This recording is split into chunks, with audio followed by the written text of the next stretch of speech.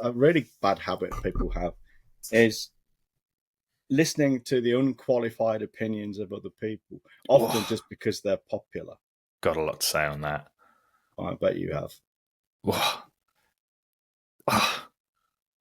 It does my head in.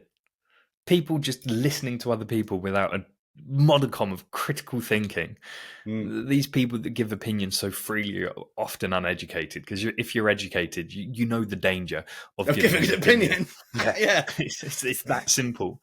And if even worse, if you listen to unsolicited opinions, people that just come along, say on your social media, leave you a comment, hey, great post, but you should do this next time, and you listen to them, are you mental? This person has got nothing better to do with their day other than to fucking give out unsolicited advice, which is probably just their way of trying to prove to themselves that their own strategy and whatnot is a viable strategy.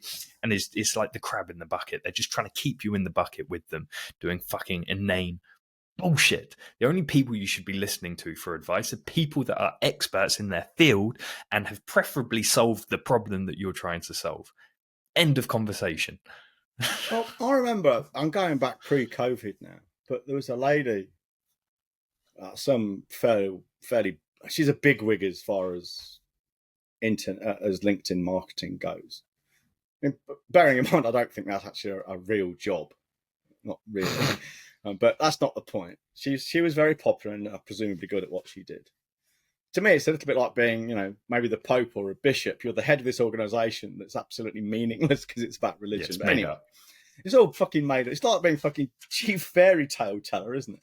Anyway, well, the fucking head of Hogwarts. It's not real, honestly. But anyway, that's not the point. But what is a good point is she was basically posting about putting her prices up, and two people in particular railed on her and said, you can't do that, and here's what you should do instead. And coincidentally, both of these people, they weren't business experts or marketing experts or sales experts or even business owners. They were both coincidentally airline pilots. Now, let's be very clear about this. These guys are very highly trained in what they do. There's no two ways about it, I'm sure. Discipline. And believe me, if there's an in-flight emergency when I'm flying a plane or I'm on a plane, I'm going to ask those guys for advice, or at least trust them to get to do what they know how to do, because that's what they do. No fucking problem about that at all. And if I've got questions about how to fly an airplane, specifically Boeing 777, because that's what they were pilots of, again, I will ask these guys. And if I've got a question about what does this mean on air traffic control when he says this, or what does such and such flight 432 heavy mean? Well, the heavy means it's got a lot of fuel on it. If I want those kinds of questions answered, I'll ask a pilot. But when it comes to business, why would I ask a fucking airline pilot about how to raise my prices or whether I should or not? And the thing is, what got me was this woman, to be fair, she didn't take their advice, but she engaged them in an argument and justified herself to them. Why? And she confided to me later that, it made her second guess what she was doing. Why? That's like the guy from the local shoe shop telling me how to write a book, Doesn't make any sense, does it? No, not at all. You've also got to look at the inverse of this. And I made a grave mistake as well once, which I'll tell you about shortly. Just the one that I'm willing to share on the podcast. So it'll be the most grave mistake this podcast ever hears. You've got to be careful of people's praise. Because if they're not qualified, just in the same way, if people aren't qualified to give advice, they're not qualified to give praise. You should not allow someone giving you like a pat on the back, saying, good job, well done, to a bit of work you've done, if they're not qualified to give that pat on the back. If they're not qualified to critique it or give you advice on it, they're not qualified to give you kudos on it.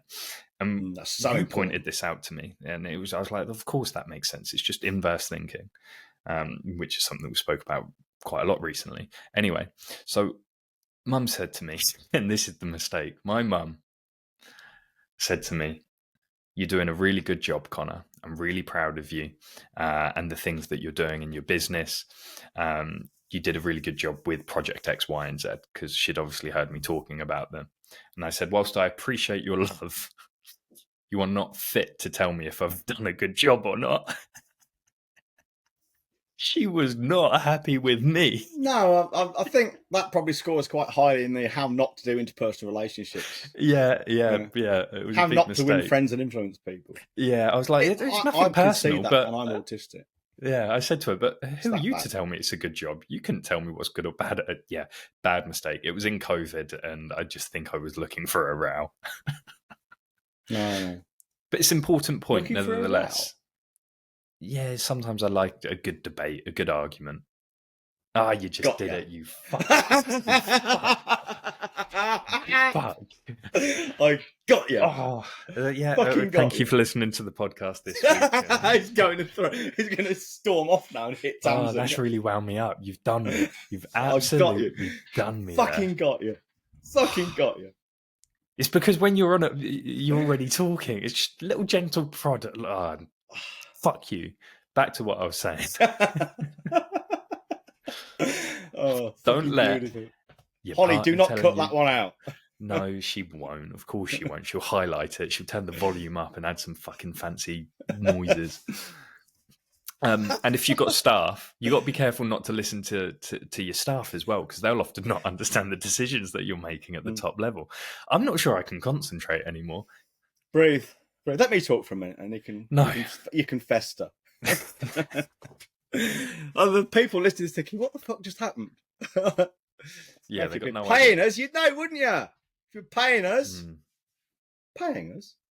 So,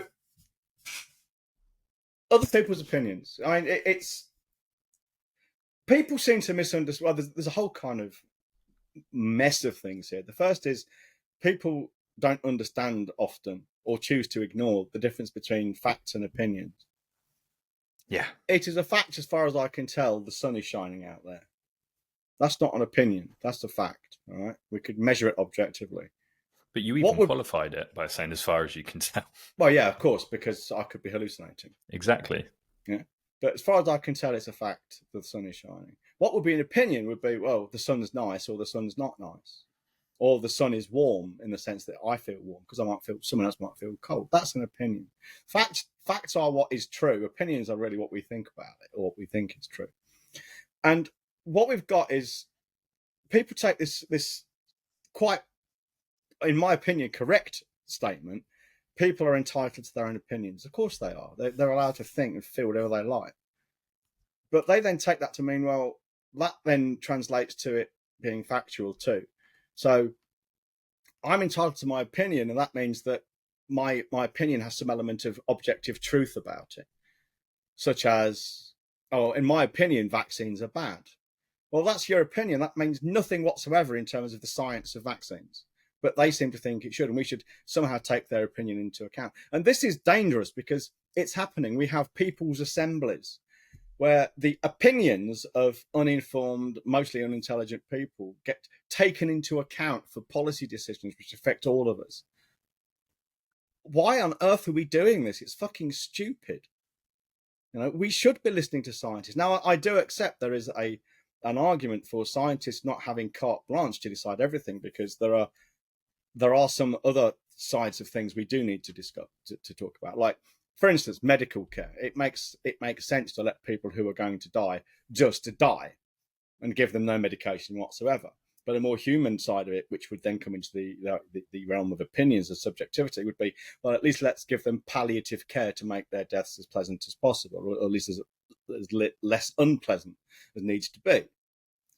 That's where there's no real argument for science in that. It's just a human's an opinion. So it's true. We perhaps do need to soften the edges of science sometimes. In the same way as we have juries to soften the edges of intractable and inflexible law. We do have that. That's one reason for juries existing. But to take people's opinions and treat them as some kind of holy sacrosanct thing which we can't question or pour derision on is ridiculous. It's like religion.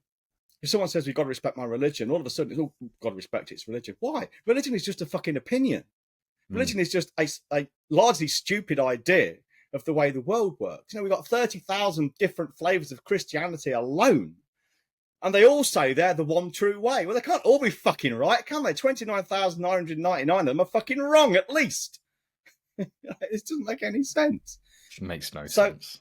And another thing about people following the herd and taking other people's opinions is this natural human tendency to want to belong. Yeah, of course. Don't want to be the out group.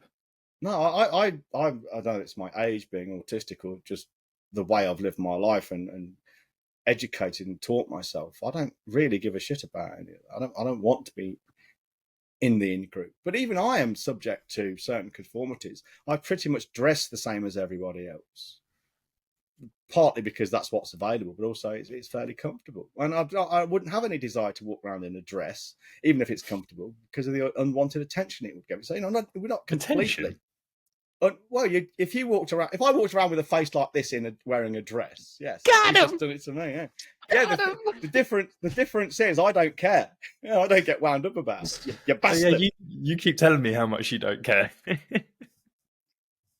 Point being, walk around in a dress with a face like mine, you'd get unwanted attention. It's amazing how powerful that is, isn't it? Oh, it's ridiculous. It's incredible. It gets even the trained mind. Yes. You went viral in the gay community on one of our Instagram posts. I decided the other day. Maybe there's some truth in it. Yeah, there was several men asking if you were single on one of our Instagram reels. Why have you told him no? I didn't know about it until I had my morning meeting with Holly. She was like, we uploaded a clip. There was like 15,000 views or something. I was like, oh, wow. I was like, but I haven't noticed an increase in sales. So where are these views coming from? So I opened it up, look at the comments and the likes. And it's just a bunch of men. Just a bunch of men. I wonder why my arse was so sore. Someone's been creeping in the middle of the night. I think it's fair to summarize by saying, and this includes yourself when you're trying to work on a problem, but you shouldn't really listen to people's opinions if they have no knowledge on it, and especially if they haven't solved the problem that you're trying to solve. And I think as difficult as this is, that includes yourself. If you're trying to do something you've never done before and you're putting together a plan to do said thing, you are completely unaware of how ignorant you are. You have a massive debt of ignorance. You have a massive knowledge deficit there. Yeah, a huge knowledge gap. So you have to be aware of your own biases. You have to be aware of your own ignorances and the danger of your own opinions about the world. Now, the slight caveat, most people think they are their thoughts, so everything that goes through their head, if they think about killing people, they'll come out and say, oh, I'm a terrible person, I think about killing people. I don't think you're really your thoughts. And this is kind of a side note. I think that's why journaling is so impactful and so important, because it's essentially you get to filter through your thoughts and figure out what is yours and what is just invasive. But if you're not paying down your ignorance debt every single day and you're not aware of your own ignorance, you're going to make a lot of fucking mistakes because you're putting too much weight on your own opinion about what it is that you're about to do, how the way should be.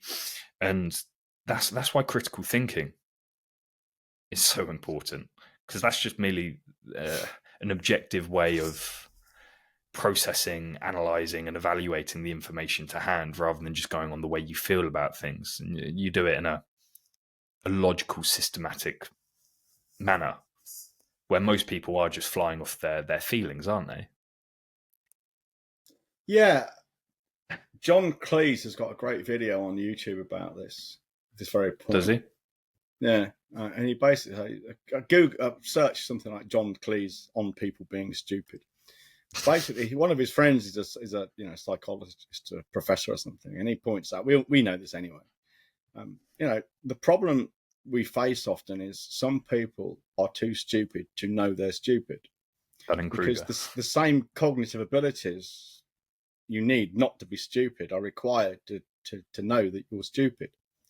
So as somebody once quipped, being stupid is a little bit like being dead. It's not a problem for you because you don't know anything about it, but it is a problem for everyone else. Yeah. And so I think we have to face the fact some people are just born stupid. They live stupid lives and they die stupid. They are just fucking stupid. And the best thing we can do for most of them, there's nothing intrinsically wrong with them making bad people, but we should just let them quietly get on with their lives and effectively ignore them.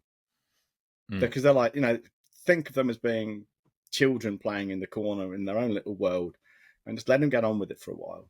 Because we've got adult stuff to do, and unfortunately, there are people running businesses and even in quite senior positions who are like this, and we just have to accept it and let them get on with it. You've got to be like a computer, unobjective, cold, and just analyze the facts and information and come to objective opinions. That would be objective. I said objective. You said unobjective. Holly will play the clip. She will. Replay it. And you'll see. So, and of course, part of all this tendency to listen to other people's opinions means you're taking advice from people who've got the same problems you have. They have opinions on how to solve it, but they actually haven't solved it yet.